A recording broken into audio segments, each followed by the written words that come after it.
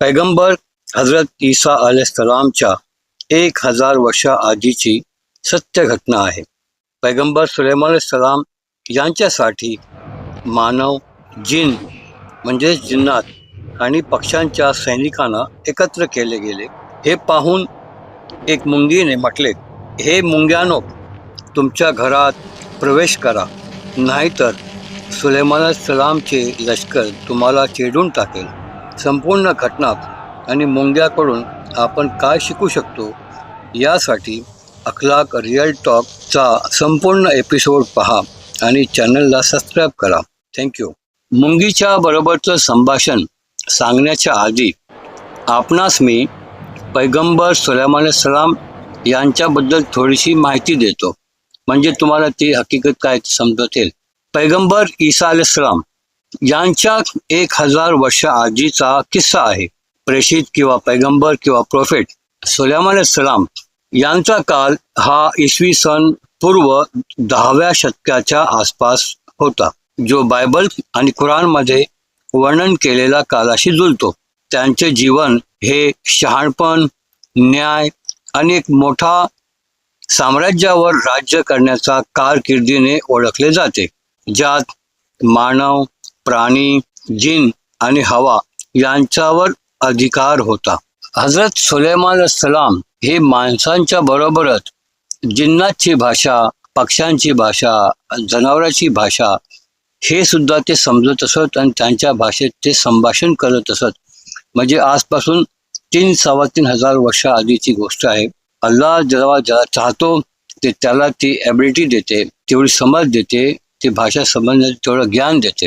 हा किस्सा जो घडलेला होता तो सध्याचा जे यरुशलेमच्या जवळ आसपास जे इस्रायल आहे त्या एरियामध्ये हा घडलेला होता. अरबी भाषेत मुंगीला नमल म्हणतात आणि अल्लाहने एवढं मोठेपण त्या छोटीला मुंगीला दिलंय की तिच्या नावाने कुराणमध्ये एक अध्याय सुद्धा आहे, म्हणजेच त्याला अरबीमध्ये सूरे म्हणतात. अध्याय नंबर 27 आणि मुंगीच्याच नावाने तो आहे अध्याय, आणि त्यातला आयत क्रमांक 17 म्हणजे श्लोक क्रमांक 17 त्याचा अर्थ मी तुम्हाला सांगतो आणि त्याचा अरबीमध्ये काय पठण आहे ते सुद्धा तुम्हाला स्क्रीनवर ऐकू येईल. तर हा व्हिडिओ नक्कीच तुम्ही पहा. أعوذ بالله من الشيطان الرجيم بسم الله الرحمن الرحيم وحشر لسليمان جنوده من الجن والإنس والطير فهم يوزعون. जेव्हा हजरत सुलेमान अलैहिस्सलाम यांचा लष्कर तयार होतो, माणसं, जिन, पक्षी वगैरे, आणि त्यावेळेत मुंगी आणि त्याच्याबरोबर अनेक शेकडो हजारो मुंग्या या आपल्या बिलातून आपल्या वादीतून निघून चालले होते. जेव्हा त्यांचं लक्ष गेलं त्यांच्याकडे, त्या सैनिकांकडे, तर ती काय म्हटली, आणि सुलेमानसाठी जिन, माणसे आणि पक्षी या सर्वांचे सैन्य एकत्र केले गेले. हे 17 नंबर श्लोकचा अर्थ आहे. आता श्लोक नंबर 18 हा अरबी भाषेत आहे का, आणि नंतर मी त्याचा अनुवाद मराठीत आपल्या समोर पेश करतो. أعوذ بالله من الشيطان الرجيم بسم الله الرحمن الرحيم حتى إذا أتوا على واد النمل قالت نملة يا أيها النمل ادخلوا مساكنكم لا يحطمنكم سليمان وجنوده وهم لا يشعرون. सूरे अन-नमल 27 अध्याय श्लोक नंबर 18 आयतचा मराठी अनुवाद असा आहे. जोपर्यंत ते मुंग्यांच्या खोऱ्यात पोहोचले नाहीत तेव्हा एक मुंगीने म्हटले, हे मुंग्यानो, तुमच्या घरात प्रवेश करा, जेणेकरून सुलेमान आणि त्याचे सैन्य तुम्हाला चिरडून टाकू नये आणि त्यांना त्याची कल्पना ही नसेल. मुंगीच्या या संवादाने आपणास एक बात समजते की हजरत सुलेमान अलैहिस्सलाम त्यांच्या सैन्याच्या प्रवासादरम्यानचा एक घटनेचं वर्णन करते.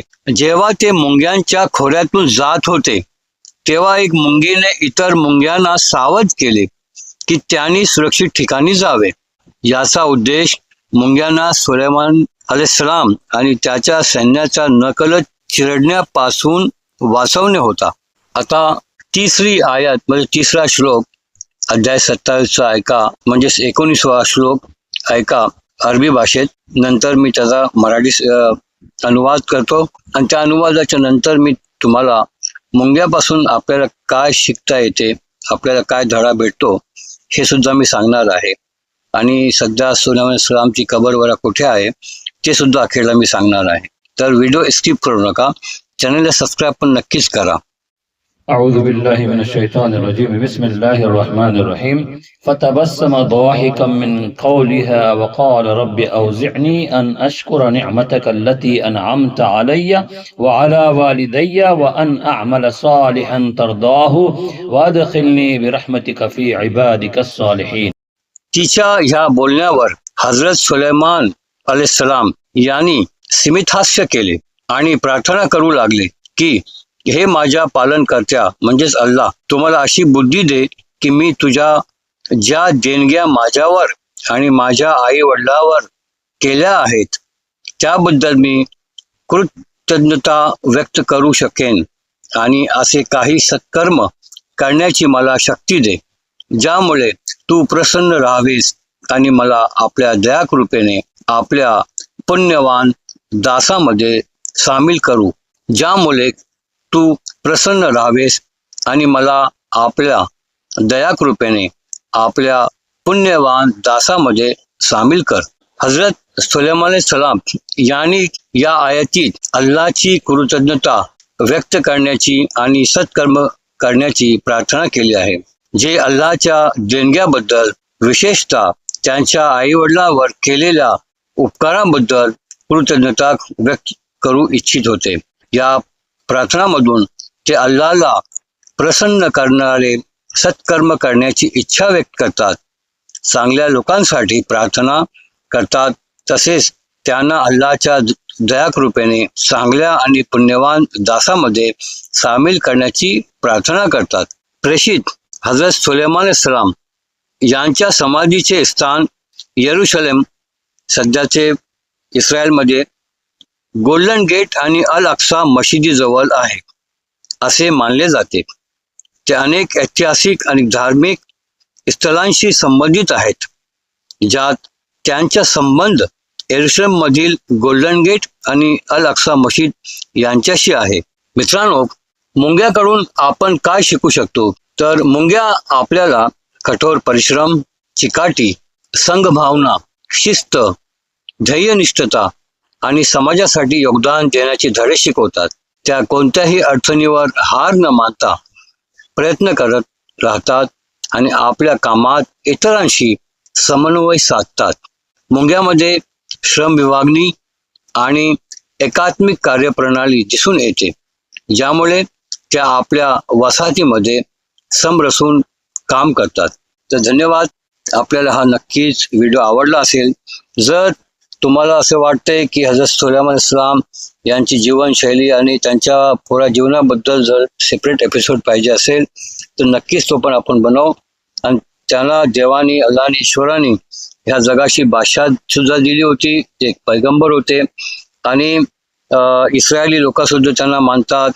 ज्यूज ज्याला आपण म्हणतो ते सुद्धा ईसाई म्हणजे ख्रिश्चन मानतात आणि मुसलमान सुद्धा त्यांना आपले पैगंबर मानतात. तर व्हिडिओ पूर्ण पाहिल्याबद्दल आपले धन्यवाद. चॅनलला सबस्क्राईब करा विसरू नका. लाईक, कमेंट आणि शेअर नक्की करा. थँक्यू. अस्सलाम वालेकुम वरहमतुल्लाहि वबरकातुहू.